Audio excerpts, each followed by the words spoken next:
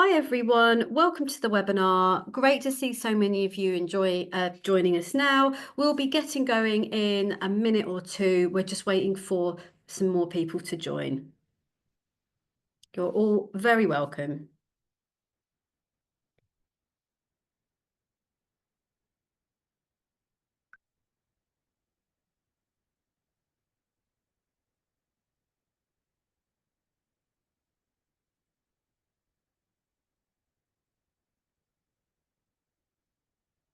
Hi everyone who's just joined. Very welcome to today's webinar. We'll be getting going in about a minute.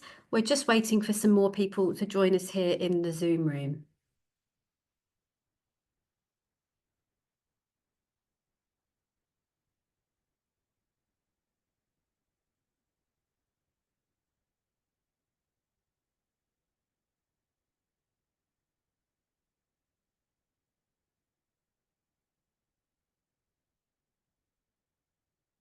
Hello everyone, you're very welcome to today's webinar. I will get going now because we've got some people still trickling in, but I'll get going with some of the housekeeping. Welcome to the first webinar from the TUC for union reps in 2025. Happy New Year to you all. We hope this will be the first of many webinars throughout the year where we talk about workplace issues and what you as union reps do to make such a difference to members and colleagues.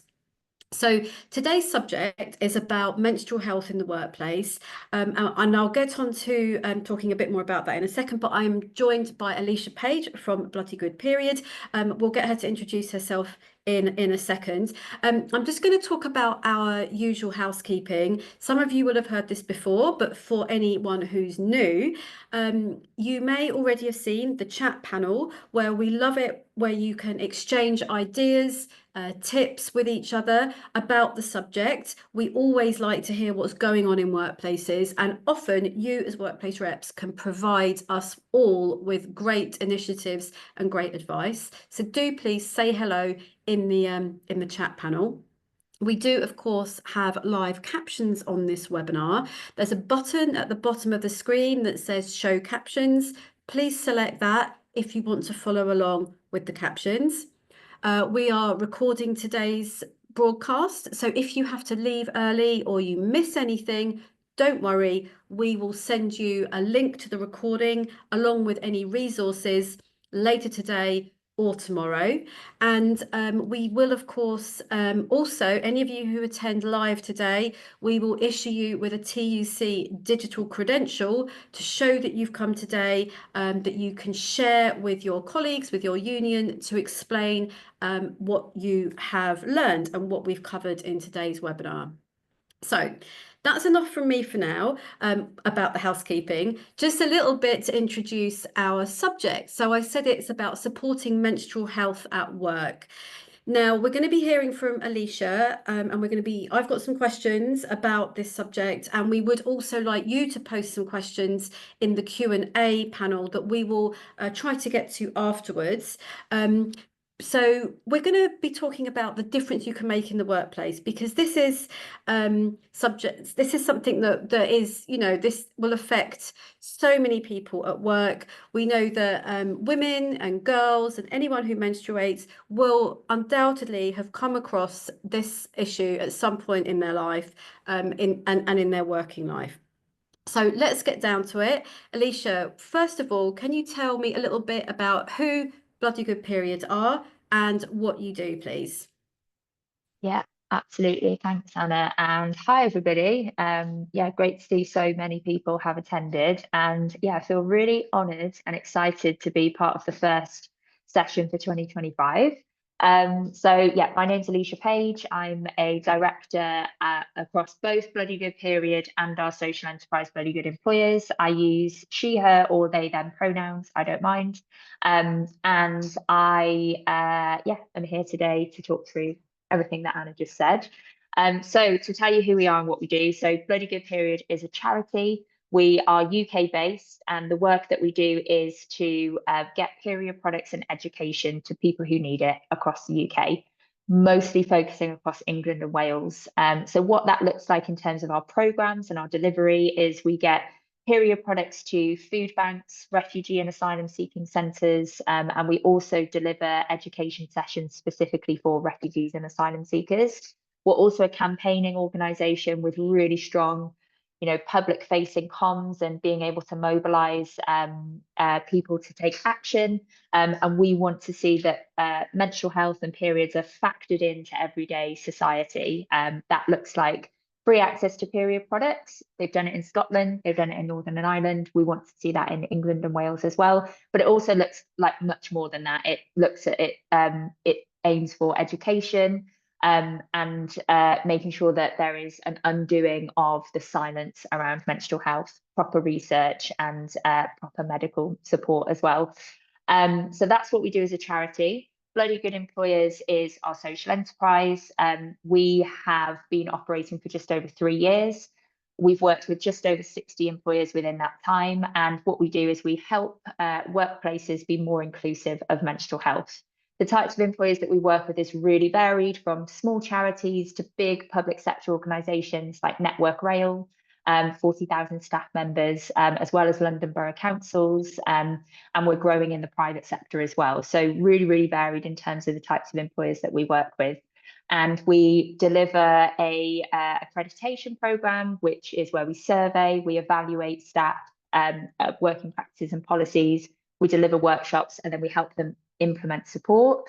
And we also do kind of one-off workshops, speaking events and things like that.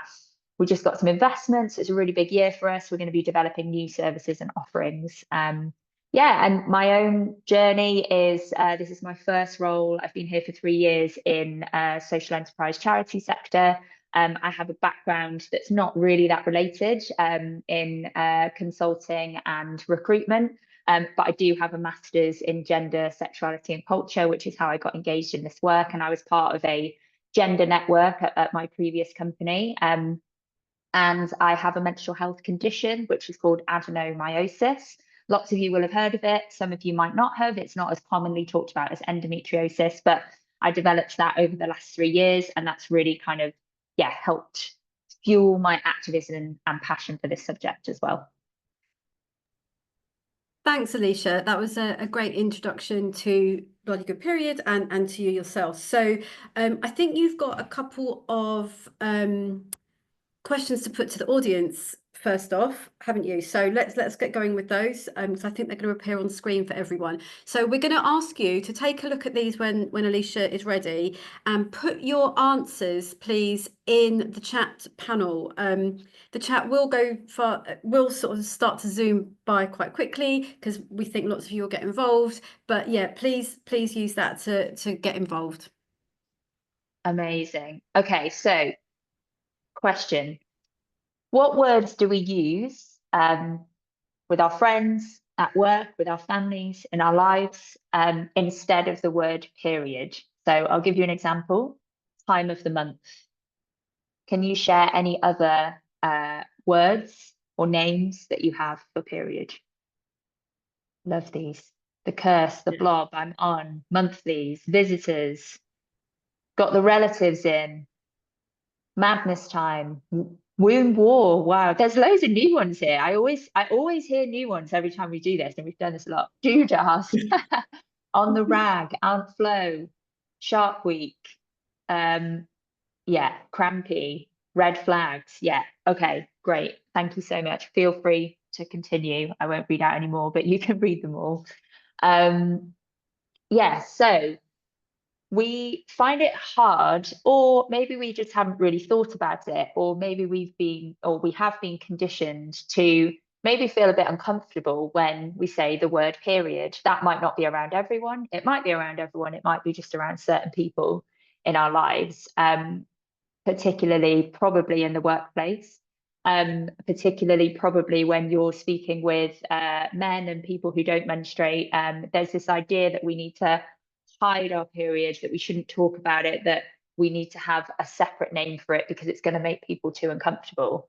So I just wanted to kick off with that, just to really get us to think about how we are so used to doing this in our everyday lives. And there are lots of places that this comes from, but I'm going to look at one of them today, and that is probably going to be familiar for lots of you, advertisements that have an impact on how we perceive periods. The messages that we're told about periods are created and then reinforced to us through the media. So I have another question for you, so get ready in the chat. When you see this advert, what does it make you think about periods? It's always blue. Blood is not blue. Yeah, unrealistic. Where's the clotting? No leakages, medicalized, dirty, disgusting. Yes, blue is associated with being sanitized, being clean. It's telling us that our period is dirty, shameful. A tiny towel, yeah. We know that periods can, yeah, it go outside of that very easily.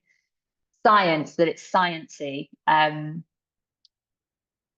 Yeah, not at tea time, please. Yeah, medical, flooding, exactly. So again, another way that the messages that we're told about periods, I think here is that it should be hidden. We shouldn't be able to see red. It shouldn't allude to blood. Again, we're trying to talk about something without talking about it. We're not saying period. We're not talking about blood. We're talking about something next to it, which just reinforces this shame and stigma. Okay, buckle up because we've got one more example, and this one is a bit different. But what do these tell us about periods? So just to talk through what we've got there. On the left, we've got the word normal. We've got talking about odor-free. We've got pictures of flowers, and it's very pink and floral. And in the middle, I don't speak French, but that says, I'm like a fish out of water. Yeah, exactly. Smelly, dirty, smelly, disgusting, shaming, sexist, embarrassing, shameful, offensive. Exactly.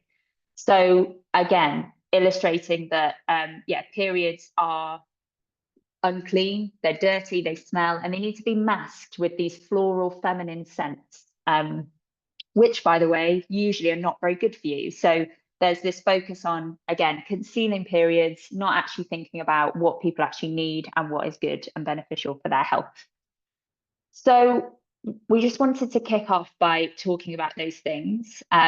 Someone's in the chat has mentioned roller skating, and that is another really good example. We have period adverts where, you know, people are always wearing white and they're roller skating, or you usually have only skinny blonde women have periods, and they're the people that are shown in adverts. So again, they're just completely unrealistic.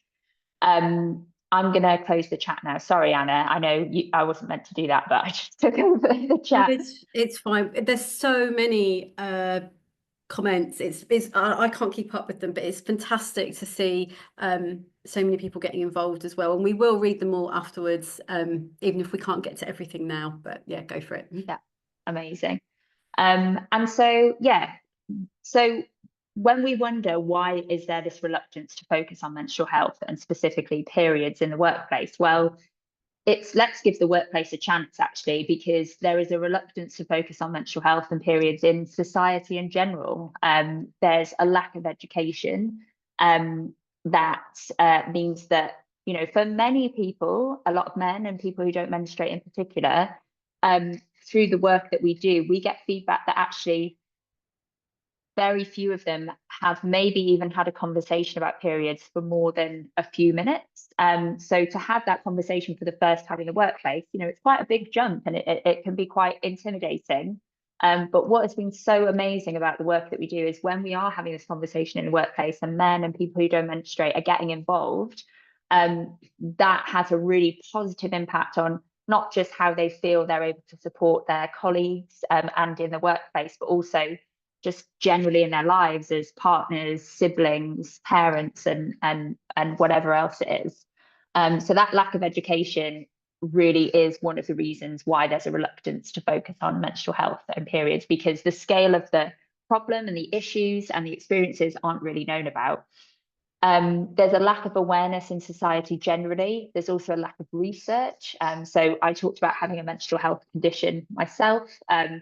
likely I probably have endometriosis as well. The two conditions are connected, but I'm not going through the diagnosis process because on average, it can take between 7 and 9 years to get diagnosed with endometriosis.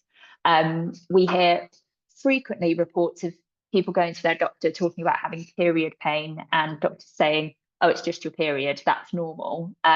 When in fact having bad period pain and cramps is not normal. It's common, but it's not normal and could mean that there is an underlying condition there. But there is this lack of research and this lack of awareness, even within the medical sphere. And so it's not a surprise that this is meaning that we're not talking about this in the workplace. And we're not thinking about how workplaces can be more inclusive of menstrual health. Yeah. Thanks for kicking us off really with such some great examples to get the conversation going. And even though you know we're not going to be asking you to respond to ads throughout the rest of the webinar, it's great to see you all sharing your experiences in the chat panel. So please keep that going. So we've talked a bit about why there's a bit of a reluctance to talk about menstrual health and in the workplace, but we all think, and lots of you are saying in the chat that this is wrong, right? We shouldn't be doing that. So what are some of the reasons about why we should be focusing more on these issues, please? Yeah, so we've done some research where we surveyed over 3,000 people. And we also have been doing this work for 3 years now. And the findings that we have from a statistics point of view is that people are experiencing stress and anxiety in the workplace around their period. So 89% of people say that they experience stress or anxiety in the workplace around their period. We have these goals, these ambitions that are, presented and written lovely on websites about having a more gender diverse workforce, getting more women into leadership positions. But 25% of people say that their career progression has been negatively impacted due to taking time off around their period. So again, if we really are committed to these objectives, talking about menstrual health is a really important part of that. And it is impacting people's career progressions negatively. And so that's another reason for us to focus on menstrual health as an ambition and as a means to meet those gender diversity goals. Aside from the impacts on individuals, there is a business case for doing this as well, which is a report by In Kind Direct. If you want to look at, I'd recommend, that came out last year. Said that £3.25 billion is the cost of days' work lost due to period inequity in the UK every year to businesses. So there is a cost because people are missing days off work. And that is negatively impacting UK businesses. And then if we look at kind of the underlying reasons for people experiencing stress and anxiety, they're really, really varied. So it could be that somebody is experiencing pain and cramps, probably quite familiar experiences, and that's causing them stress and anxiety because they don't feel like they can be totally honest about what's going on for them, and so they're concealing it. And also there are examples, what that can lead to where people can't talk about their period and their menstrual health is that people take time off work. And we consistently see that people are using their annual leave to take time off. And some of the reports that came through on our survey were that people are taking between 8 to 10 days annual leave per year because they just can't have that conversation with their manager. They don't want to use their sick leave. Firstly, periods are not an illness, so it's not quite the right thing. But also, if they're seen to be consistently taking sick leave, then it makes them look weak or flaky, were the quotes that they gave. And yeah, people are losing precious annual leave time because they can't have open conversations or that support isn't in place for them to work with their menstrual health.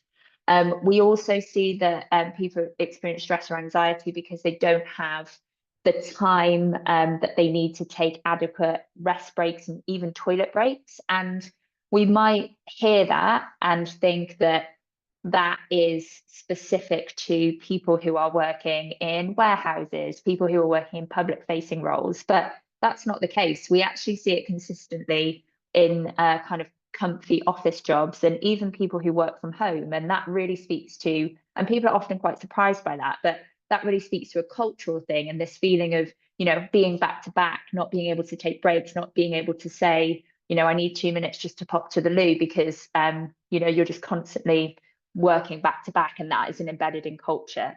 And just last week, this week, we had the news that you might have heard around Meta, so Facebook Meta, removing period products from men's bathrooms, which has caused some staff members to resign.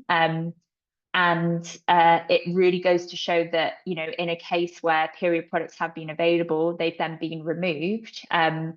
It's become a political thing that has, in fact, caused some staff members to resign. And I was just speaking with somebody earlier today who works for a small tech company who, is doing really great work around ED&I, who is saying, we need to compete for talent, and a big company like Meta doing something like that, causing people to resign, is really going to mean that those people will be looking to work for a more inclusive employer, potentially smaller, who are really, doing the right thing when it comes to this. So it is important that we get this right and that we invest in this work, because people are becoming much more aware of it and expecting of it as well.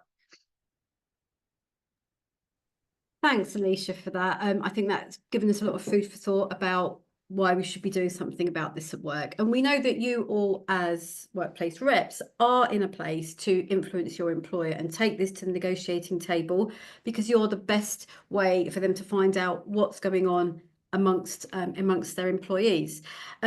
So in all the research that you've done at Bloody Good Period and with some of your partners, what type of experiences have you got some evidence for when it comes to menstruating at work? What have people told you about that is particularly alarming?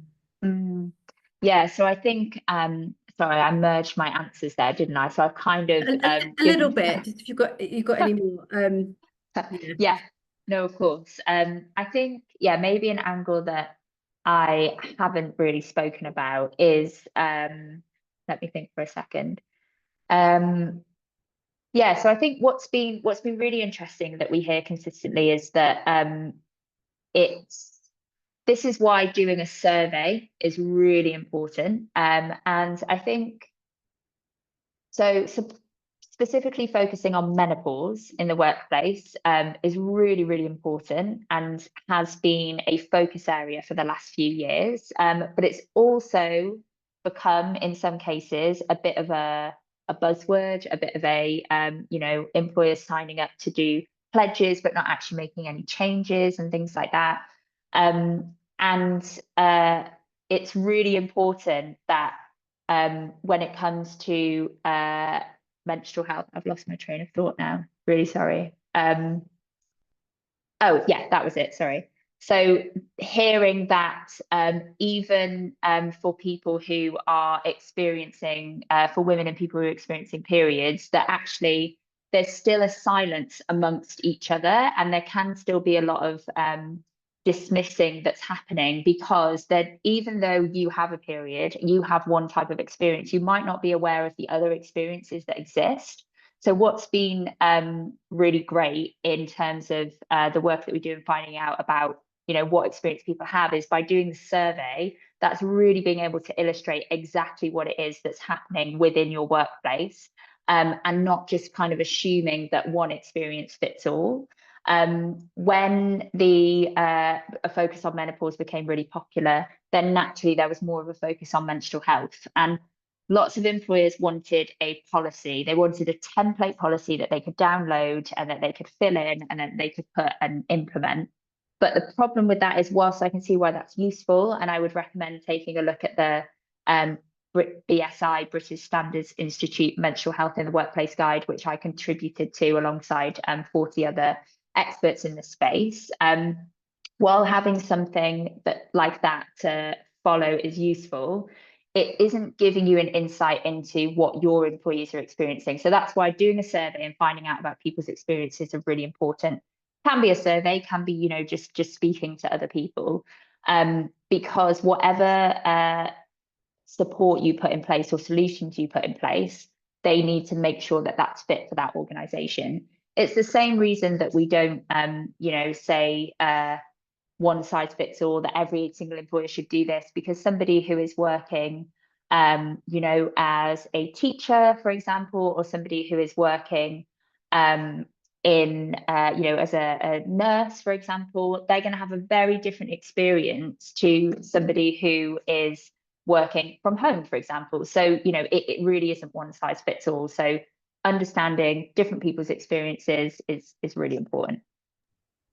Thanks, Alicia. And yeah, of course, we've talked about surveys just now, but remember as well, if you're mapping the workplace as part of a health and safety inspection, or just generally talking to your members as part of a finding out about members' problems exercise, this could be another question that you consider, so that you can get some of the information that you would find helpful here.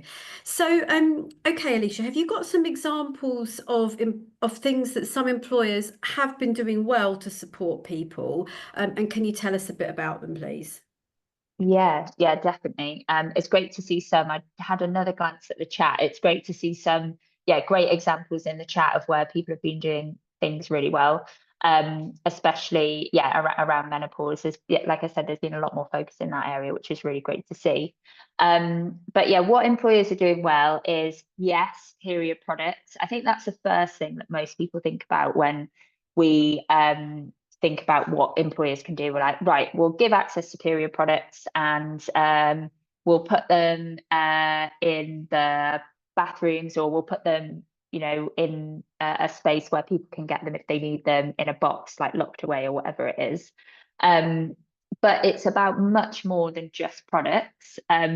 So yes to products, but also thinking about which products. So, we had some comments on the advert that I shared earlier around those pads look really small.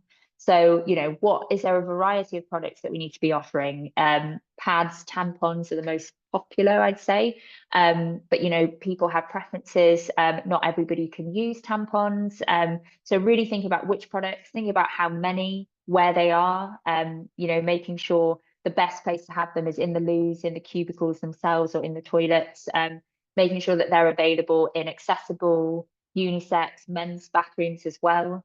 And what's the communication around them? Because the thing about implementing products is that it's a real opportunity to make a statement and show a commitment and open up a conversation to talk about broader ED&I and show that commitment from an organizational point of view. I think what's happened with Meta is a really good example of how important that is, because they've really got it wrong. So yes to products, but yes to more thought around that, and how they're implemented, making sure that they're regularly stocked up and things like that. Also with the communication around them, is it a chance to have more education? Can you have posters in there that are educating people about periods as well? I think somebody mentioned in the chat that I saw earlier as it whizzed by was, there's education on toilet roll now, about awareness. Maybe the same should be done for period products. And I think bathrooms with products and posters are a really good way to do that. Then once we've looked at products, the two other areas are really policies and culture. So when it comes to policies, there are different approaches that people take. Going back to what I said earlier about people wanting to download a policy and just make some tweaks and then add it to their policies. Some people really want a period policy, and I understand that. I think there's benefits to that, in that it's really clear where people can go for information. It's really clear that the employer has done something and has put that together.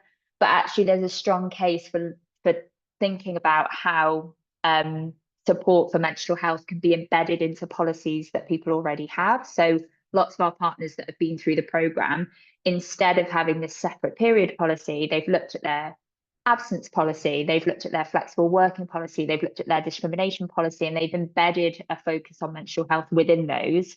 And alongside that, developed a really user-friendly guide, because policies aren't always that user-friendly, where people can go to understand more about how they can use those policies to support their menstrual health.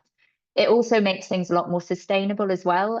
Yes, we focus on menstrual health, but there are so many other areas of ED&I and health that need to be thought about in the workplace. So by making sure you have really strong core policies and then tweaking them to have these different focuses, it means that you don't have to create a new policy every time, you as an organization focus on something new.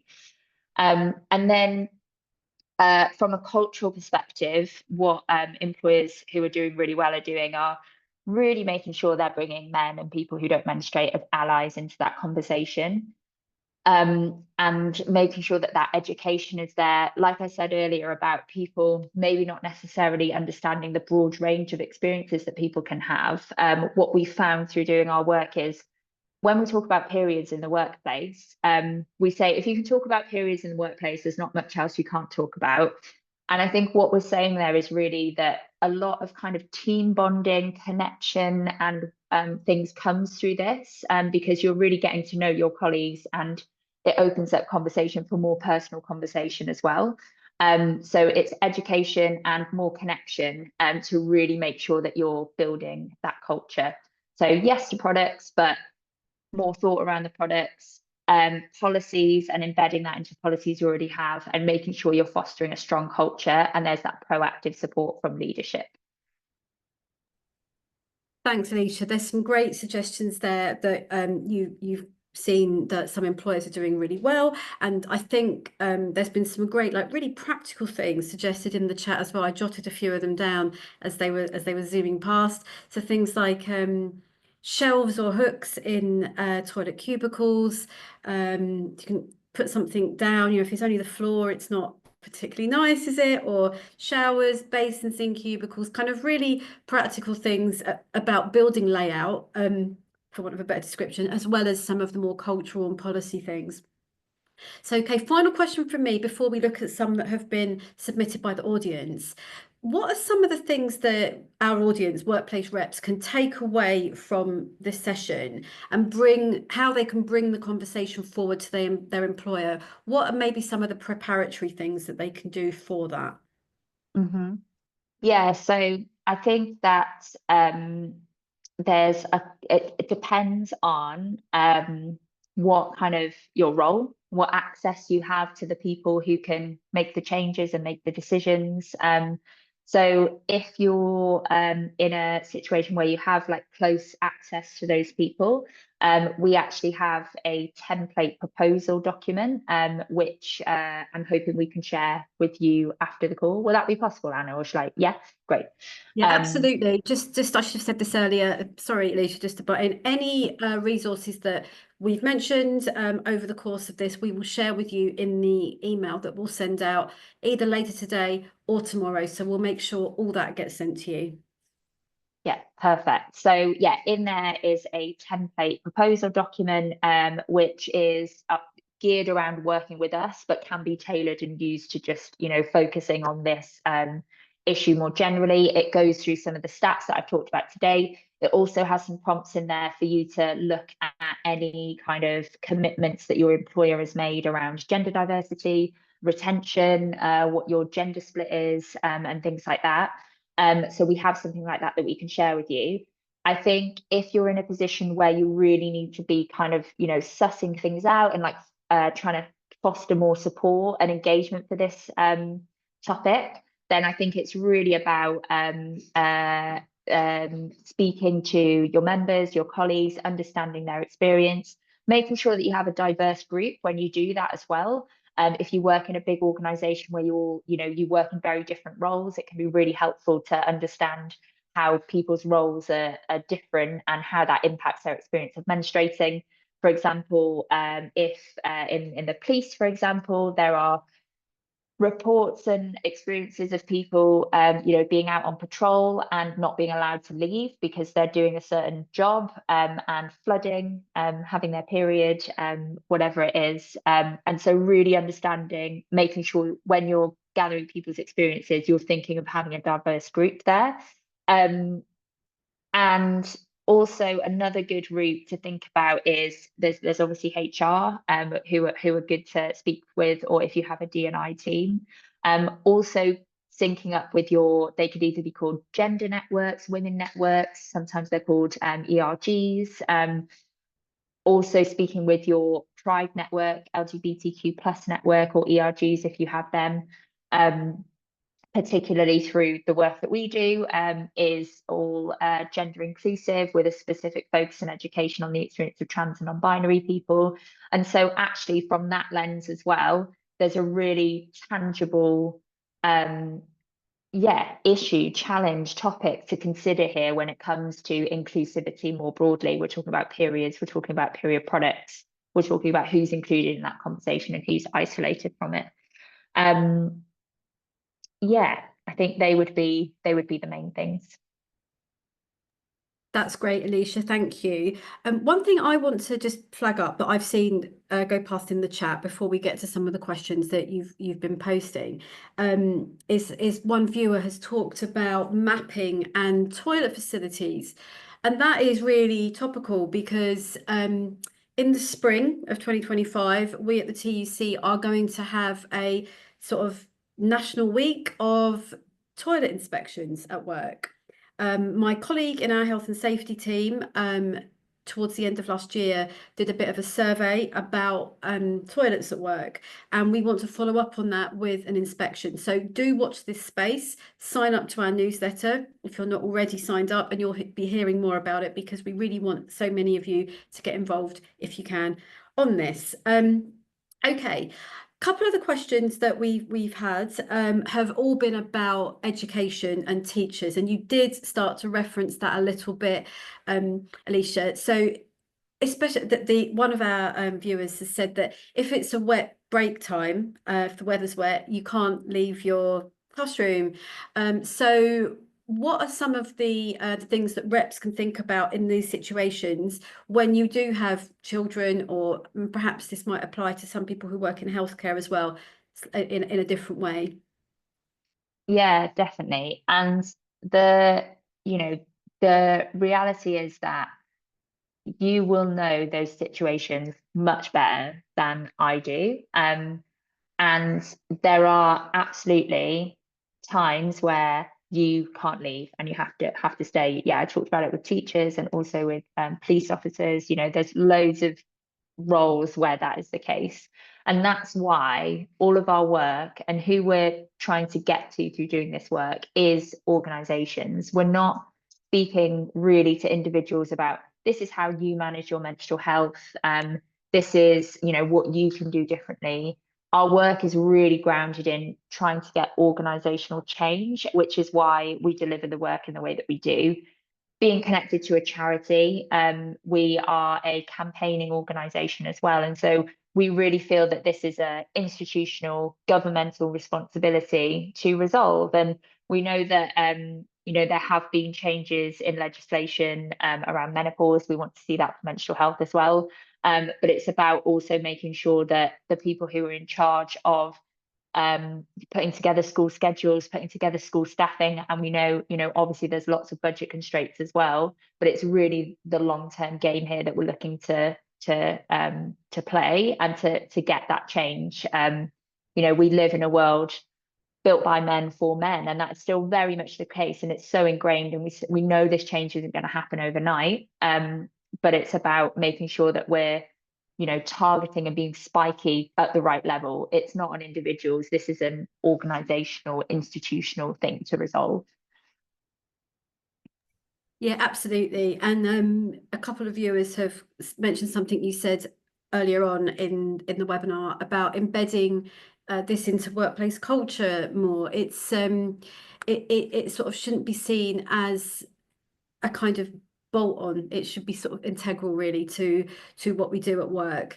Okay, I appreciate that we've already said we're not here to provide medical advice, and I understand that, but perhaps you might have some evidence from your research of why there often is a long time to get a diagnosis for conditions like endometriosis or adenomyosis. If that's too medical, say, and we'll find another way to answer it, but maybe you might have some information on that. Yeah, so I think what I do know is that people are dismissed by medical professionals. There are great medical professionals out there, of course. we also know that people are dismissed. Period pain is seen as something that's normal, but is actually, one of the key symptoms of adenomyosis and endometriosis. Um, so when you're going to the doctor and you are being dismissed, that is then shortening your journey, because you're just being told, well, it's just a period, deal with it. And also because that education isn't there, lots of people, when they go to a medical professional and then they're told something, that's what they accept and that's what they believe. And it becomes this thing that you just deal with. So that's definitely one reason. Um, Also, because of the lack of research, there are limited ways of the ways to diagnose are not good enough. This is where we verge into medical a bit. So I'm just going to say what I think. So, with endometriosis, it can't be confirmed until it's observed. And to do that, you need to go in. And so that's not good for anyone, because to put yourself in that situation or be put in that situation without having an official diagnosis is difficult. And that's why the process can take so long as well. So yeah, lack of research, being dismissed, lack of research leads to lack of ways to diagnose. And so there are things in place, research taking place, and this is getting a lot more attention now, where, hopefully there will be more ways to diagnose this in the future. But yeah, that's as much as I feel, I can say on Yeah. that. Yeah. Absolutely. So following on from that, and the next one isn't a medical question, but bearing in mind, we've just said that there is a long time to get a diagnosis for these conditions. How can we get employers to take this into consideration if there is going to be sickness absence without an official diagnosis? You might have more sickness absence, for example. Yeah, definitely. It's really tricky because, if somebody has a diagnosis of endometriosis, then there is more that the employer has to do. Um, but there are many, many people who are out there without an official diagnosis. And I think that's why it's important to educate about periods in the menstrual cycle and not just focus on the conditions themselves. They're really important to focus on as well, but you need to look at the whole thing. Similar to menopause, really. It's been really interesting what's happened with menopause in this country, because we have focused on menopause first. And now that has uncovered that we need a more focus on mental health. But really, when you think about it from just like an education point of view, it's a bit backwards, because periods comes first and then we have perimenopause and then menopause. And actually in other countries that's not the case. There's been far more focus on menstrual health and periods and less talk about menopause. So yeah, Davina McCall has had a really great massive impact on making sure that that's been covered in the UK. um and can you remind me of the question again? I want to make sure I answer it properly. Yeah, sure. Bearing in mind the time to get diagnosis for some of these conditions is so long, it might lead to more sickness absence. So without the diagnosis, what can we do to sort of get the employers to take this into consideration? Yeah, definitely, thank you. So yeah, there's also a piece around menstrual health. Periods on a sickness. Having, if you have a menstrual health condition, there is underlying condition there, but periods in and of themselves are not are not an illness. And there's been a lot of conversation last year. It's kind of died down a bit now after Spain introduced menstrual leave. Um, and there have been people calling for that to be implemented here in the UK.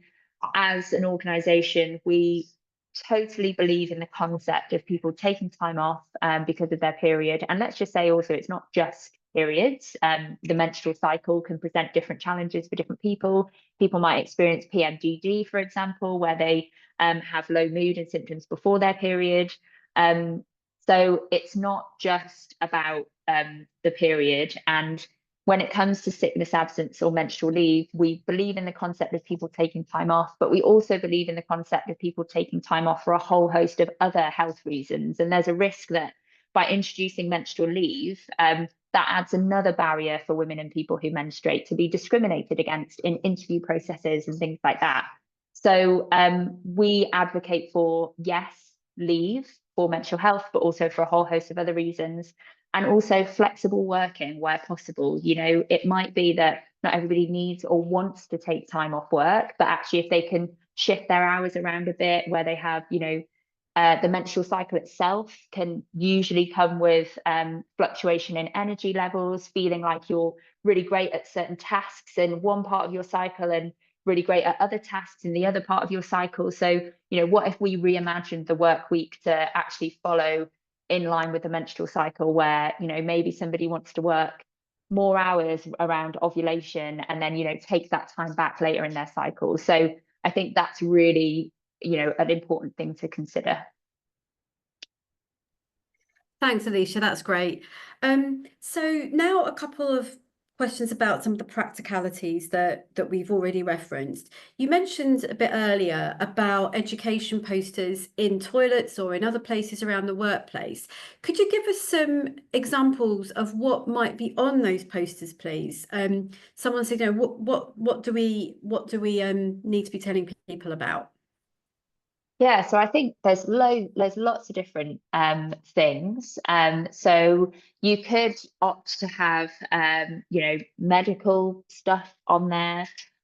You could opt to have things that encourage people to think about, some of the things we talked about earlier in this session. It's a point for education, it's a point for engagement, to talk about why you've got period products in the bathrooms, specifically if you're putting them in unisex, accessible or male bathrooms, for example. Why are they in there? Because people might see the products, but they might not, have the time or have thought to think about the wider reason for that. So you could put medical information on there. You could use it to open a conversation to talk about broader inclusivity and support, why this is important, why the employer is committed to providing these products, to also raise awareness of period poverty that exists in the UK. We know that in-work poverty exists in the UK, but actually a lot of people think that period poverty doesn't exist in the UK, and that is just not the case. There are people who can't afford products, and so it's an opportunity to raise awareness for that as well, and also to talk about inclusion. Thanks, Alicia. Just a quick point on that. On your website, are there any examples of some of these posters, like good practice, just out of curiosity, in case people wanted to take a look? Yeah, really good question. Not right now, but we will be making them. So if anybody is interested, I guess just generally in, having a conversation following up posters, then yeah, please do reach out. I can share my email address in the chat maybe, and we can send it in the follow-up as well. But yeah, and I can let you know once they're ready. Yeah, well, feel free to tell us, and we can everyone who attended today's webinar, we can let them know if you have any really good best practice examples of these posters. Okay, another practical question we've had is you talked about surveying your members, or even in conversations, maybe if you don't do a written survey, what are some of the things that the reps should be asking their members? Have you got some themes or some example questions there? Yeah, definitely. So I think good questions to ask are whether people are experiencing stress or anxiety around their period or menopause, menstrual cycle, but also crucially understanding the underlying reasons why. We've also got to be mindful that stress and anxiety can be symptoms that people experience around their period. They are symptoms within them, in themselves, but there are definitely lots of reasons why people might be experiencing stress or anxiety because they're not in an inclusive workplace. For example, is it because you feel the need to hide the fact that you're on your period? You're worried about leaking and then people will find out that you're on your periods. They're things you're worried about not having access to products. So they're things that employers can definitely help alleviate. So if you're experiencing stress and anxiety, the underlying reasons why, have you ever taken time off work due to your menstrual health? Again, what type of time off and the underlying reasons why, to help illustrate, if people are using annual leave, for example. what usually comes out of that question as well is understanding the scale of presenteeism. So there's been a lot more research into the impacts, negative impacts of presenteeism, which is where you feel that you can't work, but you continue to do so regardless. And we often find that periods falls into that category. So understanding the extent of that as well. Understanding how comfortable people feel talking to their line managers about their menstrual health. That's a really important one. You know, do they feel that if they needed to, they could get support, or actually does that make them feel really uncomfortable and that's not something that they would ever consider? Do they feel like their career progression has been negatively impacted? That's a really important one. And then I'd say generally kind of taking some inspiration from the proposal template that we'll share, have a think about and have a look at what your company's or your organization's commitments are when it comes to ED&I, and think about questions that relate to that that could, you know, potentially completely prohibit them meeting those targets, because that's going to be really helpful for you when you're then raising that with your employer. Thanks, Alicia. Some great example questions there that you can use when speaking to members. And I think as well, when we share the template with you after this broadcast, hopefully you'll be able to see that in all negotiations, whether you're talking about menstrual health or health and safety or catering facilities, for example, you always go into the negotiations with your evidence, with your ready to back up the arguments that you're going to make, and try and anticipate what your employer is going to say in response, and then you can come back with more examples that help you build your case to sort of, you know, move forward to make a change and make a difference in the workplace. We had a question, and you did refer to it. Just want to flag it here. PMDD. Could you just explain a bit about what that is? I'm not sure everyone will necessarily know what the acronym is, like what it stands for, what it means, and what evidence we've got that it has an effect on people. Yeah, definitely. So PMDD is a again, this is where it gets a little bit medical for me, but it could be classed as, and I think dependent on your research or area, a menstrual health condition, also a mental health condition. So it stands for premenstrual dysphoric disorder. And someone shared a link in the chat, super helpful, thank you. But what is more commonly talked about is PMS, so premenstrual syndrome. Some people call it premenstrual stress, and it's quite common for people to report that before their periods, in the lead up to their periods, they feel irritable, down, different to how they feel at other times in their cycle. PMDD is, in order to qualify for a diagnosis, as I understand it, you must display a certain number of those symptoms. And it can really impact people's lives. There are some treatment options for it where people might take, for example, antidepressants just at that time in their cycle. It can make people feel very, very low. Kind of on topic, I don't know if anybody watches Married at First Sight, but they had a great feature on there on the most recent series, where I can't remember her name now, but she had PMDD and she really talked about, you know, the impact that had on her. So yeah, it's a menstrual health / mental health condition. Someone said maths. Yes, we've got a Married at First Sight fan, which is great. Mental health condition, which impacts the way it can have lots of different symptoms. So yeah, mood, excessive eating, feeling really low, feeling really irritable.